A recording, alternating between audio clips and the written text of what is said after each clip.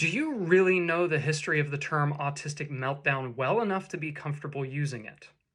Over the course of history, there have been four definitions, and it's relatively a new word. Its first use was in 1922 as the process of melting down metal. It secondly was used in the 1960s in reference to nuclear reactors going critical. Then in the 1970s, its meaning expanded to a breakdown or collapse, such as a market meltdown or a communication meltdown.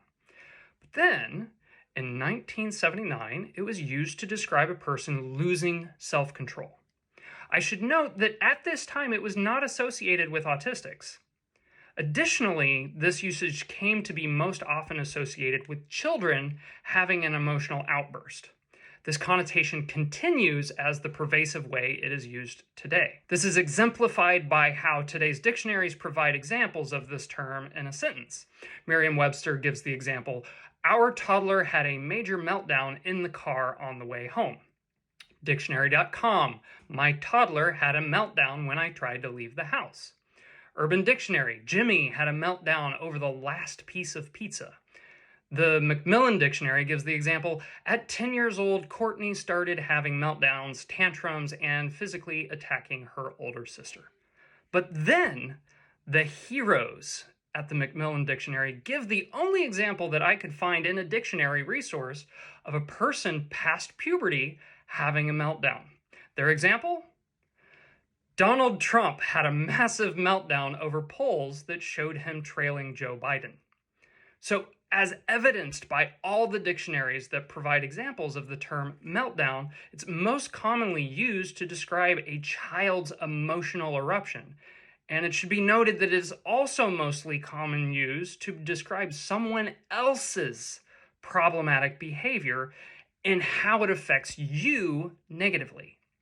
From everything that I could find, autistics are the only group of people to regularly use the term in reference to themselves, and allistics who do use the term use it in a self-deprecating way. I also want to point out that according to these definitions, a tantrum is actually a specific type of meltdown. A tantrum is when somebody loses emotion and control when they don't get something they want.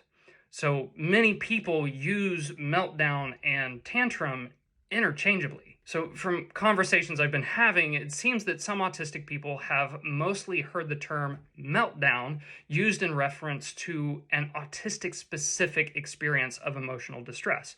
Many are unaware that the term is not specific to autism or that it has universally negative connotations and was originally applied to autistic people by allistic people as a way to describe autistic behavior as problematic and needing cured. Reference ABA therapy. The usage of autistic meltdowns was in its original meaning ableist. So what do we do with this information? We basically have two options. One, we can try and claim the term as our own and completely rewrite the meaning and negative associations of the term's current and past uses, including its association with catastrophic events like market collapses and nuclear fallout. Or we can call the term out as ableist and choose our own words for ourselves. Now, if you do like the word meltdown and wish to continue to use it, I don't have a problem with that.